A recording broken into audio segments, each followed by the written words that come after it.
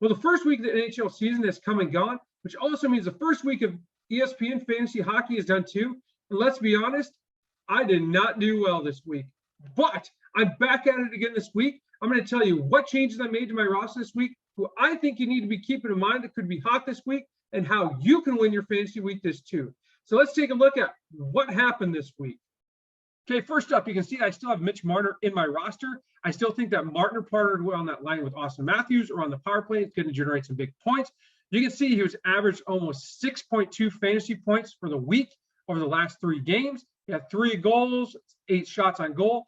So one of the things that I tried to keep in mind on who made my roster and who didn't is how many fantasy points are they averaging? If I've got a guy that's only averaging 1 or 2 points, and I can find somebody that's averaging 3, 4, 5 points a game, it's no brainer. I'm going to make that switch.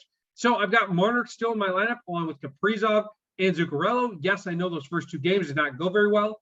I think Minnesota's going to step it up this week. Hopefully sometime this week we get either a big game, shutout game, overtime win, a big goal scoring game. But I think these guys are still going to produce this week. I also still have Jonathan Hoover though. Now, I know looking at his average points, he's only averaging less than 1 point, but he's only had 1 assist so far. I'm going to continue to keep him in there and see how Calgary performs this week. If I continue to see that maybe he's having a rough week or it's just not going right, I will look at getting him out of my lineup. But for now, I'm going to continue with him. I'm going to see how it goes. Trevor Zegrass is still in my lineup, also averaged 2.6 points a game. In 2 games, he had 1 goal and 1 assist. He was a -3, but I think we can see that he's going to step up eventually. Also, I still have Matthew Boldy, still waiting for that Minnesota team to kind of start breaking through. Bo Hobart is still in my lineup. You can see he's averaging about 3 points, so I thought it was appropriate to try to keep him in there, see how Vancouver does over the next couple of games. Brad Marchand, I know still isn't playing yet. I know he's still out for a little bit longer, and now it looks like he might have been moved to long-term. So I'll kind of evaluate it this week, decide, do I want to keep him in there? How long is this injury going to last? What's the best option with Marchand? I'm hoping that eventually comes back within the next couple of weeks. Looks like it may be long-term, though. So if you have him in your pool, you might want to weigh the options. Is it worth keeping him in, or can you find somebody else that is averaging the same amount of points? Or the option you can do also, find out which line Marchand is on. You can go to dailylineups.com, find out who's slotted into that line with Pastrnak, and if you can snatch them, put them into your lineup. If Pastrnak continues on the path he's on, I believe he was a player of the night the other night. But if you can continue on that path and you can get bonus points based from those people giving him assists, I would go that way out also. Anton Lundell is still in my lineup also. The newest addition to my lineup this week is Nino Niederreiter. Kind of wish I would have had him in there for those first 2 games. He did amazing those first 2 games over in Prague.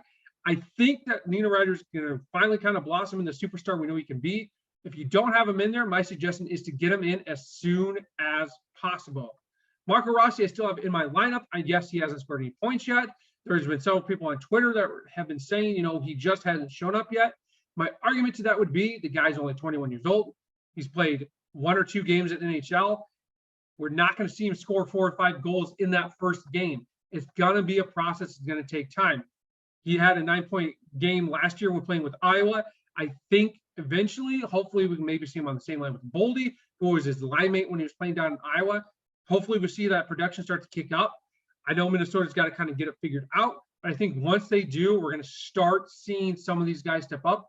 There's already been some indications. I know it's only 1 week into the season, but some people are already kind of guessing that potentially at the end of the season, depending on how Rossi performs, he could be in that running or that talking point for the Calder.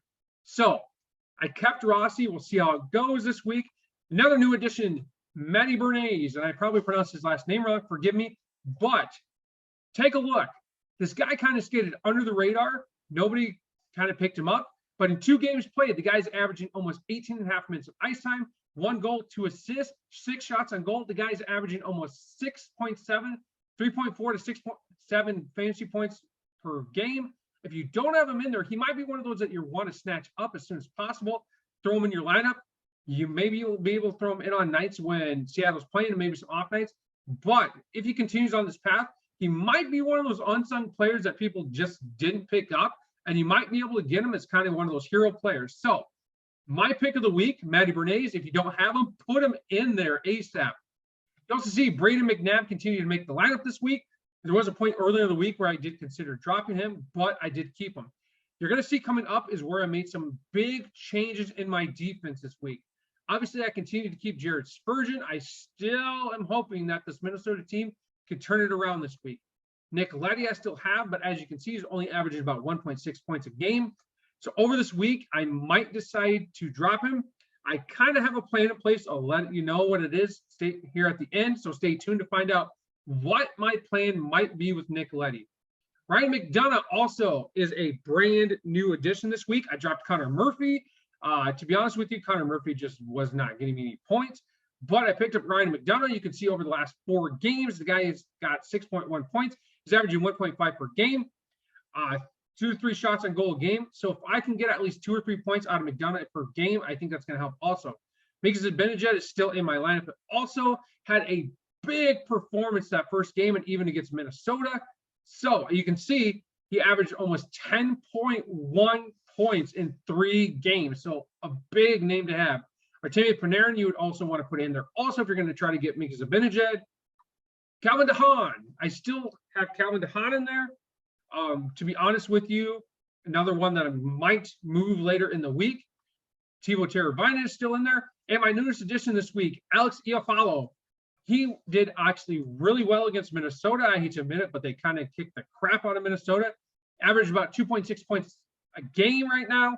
And he's another one of those, if you take a look down, I think people are kind of going to forget about him a little bit and not pick him up.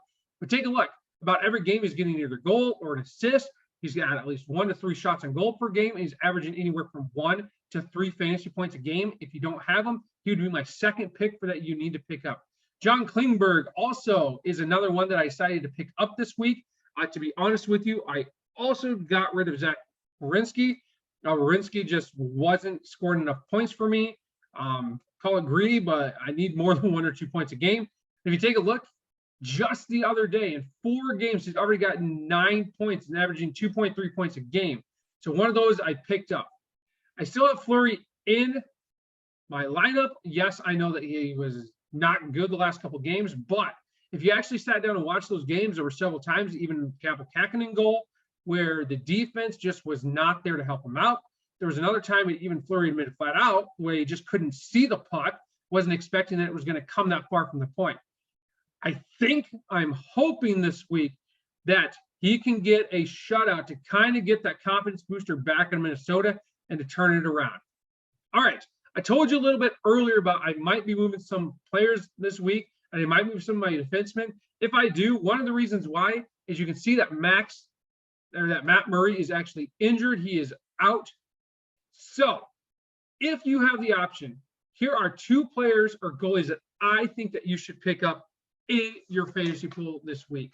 So my 2 goalies that are on my radar that I think would be great additions. My first selection that if you need a brand new goalie this week, and one that I'm thinking about doing is Carter Hart, obviously.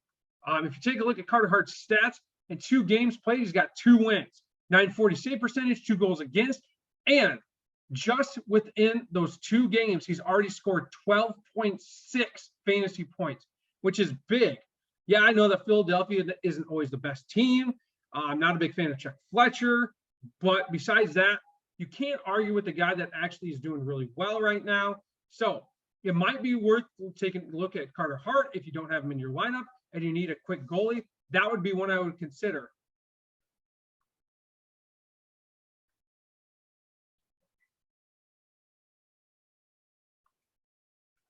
My other option, if you need a goalie this week, would be Jeremy Swayman.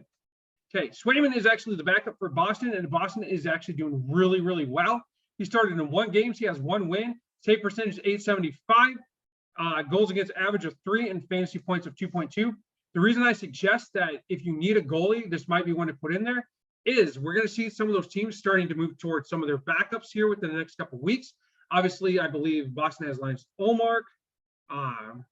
Obviously, Boston's main goalie is going to need a rest. This might be one of those where Swayman comes in and steals a game within this week. So it might be worth taking a look into. They might kind of try to slate him in against a team that maybe isn't as good. But take a look at Boston's schedule. If you need a goalie, this might be another route to go if some of the big names are taken. First, I would try to get Carter Hart, and then Swayman if you need another one. So, this week, my opponent.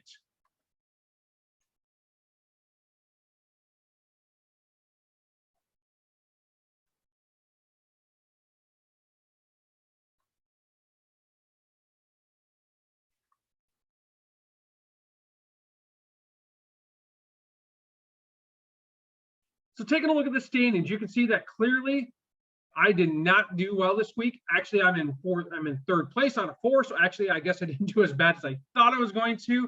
My playoff percentage is 13%. Taking a look at the overall stats, I'm actually in third place, which actually I believe I guess I did better than I thought I did, which is kind of surprising.